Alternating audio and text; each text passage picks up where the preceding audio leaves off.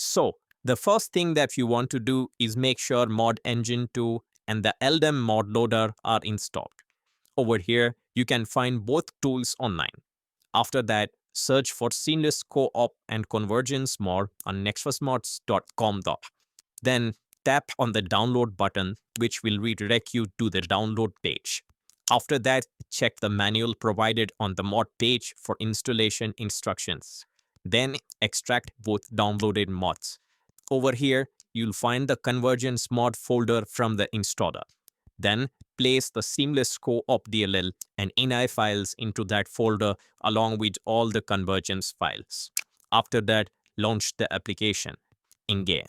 The host uses the tiny great port to open a session, and friends use the effigy of Millennia to join. Then you can play together offline with Seamless Sync. So that's basically how you can install Seamless Co and Convergence Mod 2025.